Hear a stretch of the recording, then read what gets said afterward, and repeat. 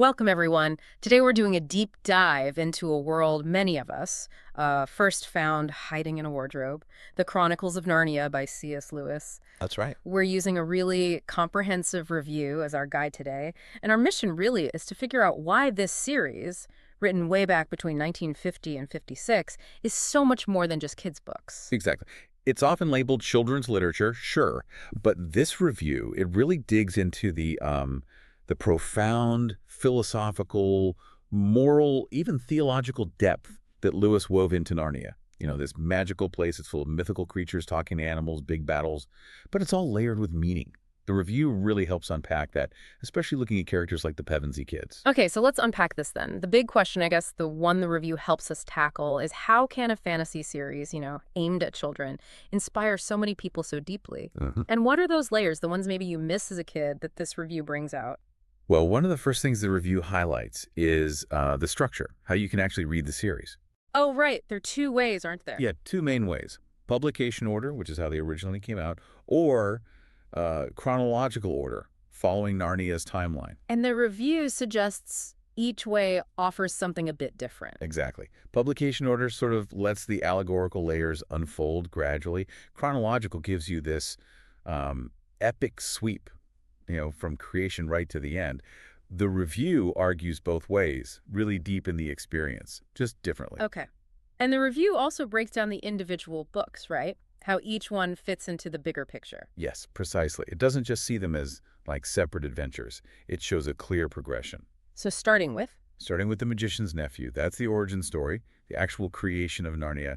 Then, of course, the most famous one, The Lion, the Witch, and the Wardrobe. The wardrobe, yes. That one sets up the core conflict, good versus evil, Aslan and the White Witch. Then you've got The Horse and His Boy, which is interesting. Well, the review points out it's more self-contained, really focuses on things like courage, finding your identity. After that, Prince Caspian. Where the Pevensies go back. They return to Narnia, much later in Narnian time, to help Caspian reclaim his throne. It's about restoration, justice. And the adventures keep getting bigger, scope-wise. They do. The Voyage of the Dawn Treader is this amazing sea journey. The review highlights how it explores temptation, spiritual growth, that kind of thing. Feels a bit more symbolic, maybe. Definitely. Then the Silver Chair gets a bit darker. It's a rescue mission down into Narnia's underground world. Quite perilous. And it all wraps up with the last battle. Right, which the review describes as, well, bittersweet. It's the end of Narnia as they know it. But it ends on this incredibly hopeful note, this vision of eternity. Wow, so the review really emphasizes how they all connect, but each offers its own sort of lesson or insight into Narnia. Exactly. They build this rich mythology and moral landscape piece by piece. Each story stands alone, but together they're, well, something much bigger. Okay, now this is where, for me, it gets really interesting, and the review dives right in. Lewis's use of allegory, specifically Christian allegory.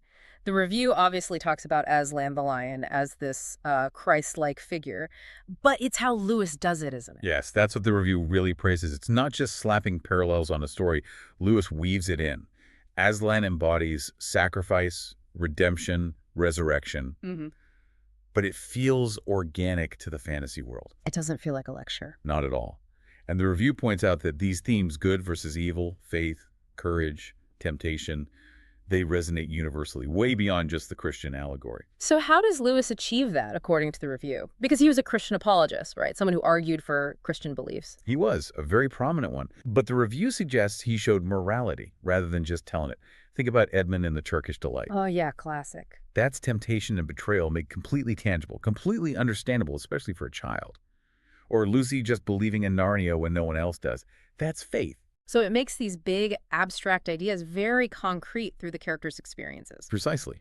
The review notes how characters face tests that demand bravery that comes from belief. And seeing the children, the Pevensies and others, grow from innocence to, well, wisdom. That's a powerful journey. And redemption, too. Oh, absolutely. Arcs like Edmund's, they really mirror those biblical ideas of repentance and grace.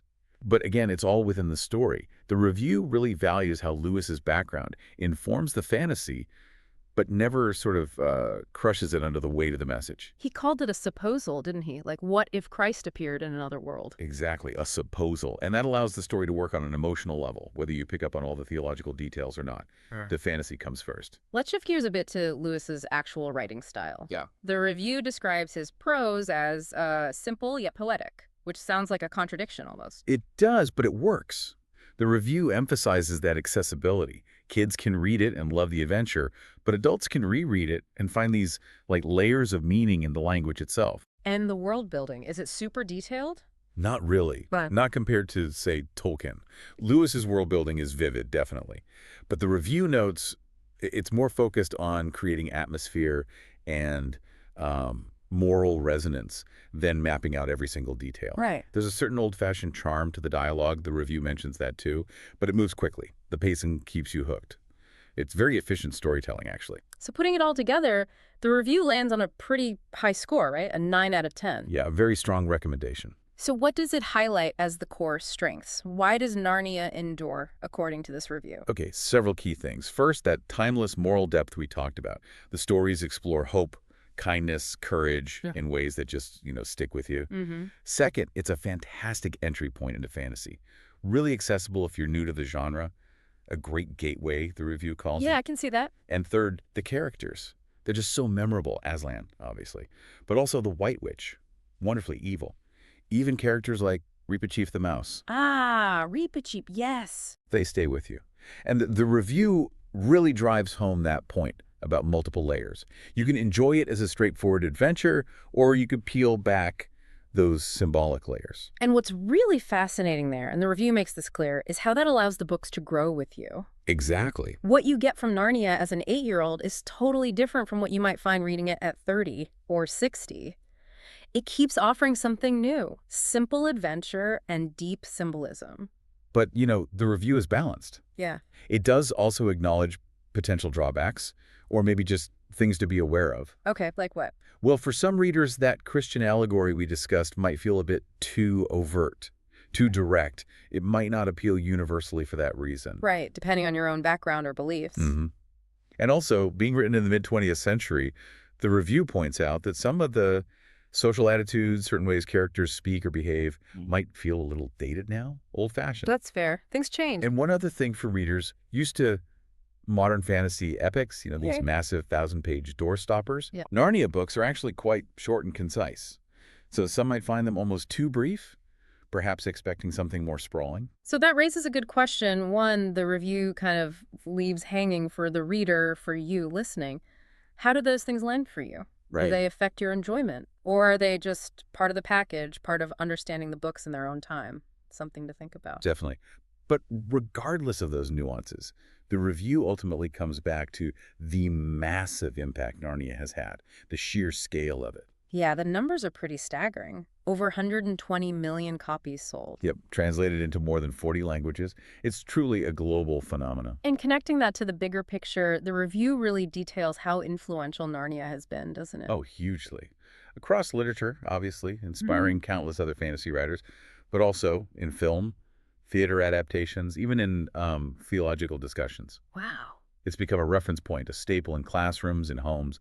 The review basically positions it as not just a book series, but a genuine cultural touchstone. So, wrapping this all up, what's the final take from our deep dive into this review? Well, the verdict seems pretty clear. The Chronicles of Narnia, it's this magical mix of adventure, deep morality, and just timeless wonder. Mm-hmm. Whether you're reading it for the first time, stepping through that wardrobe as a kid, or revisiting as an adult and seeing all the layers, the craft, the review says it's an enchanting journey, still worth taking. Absolutely.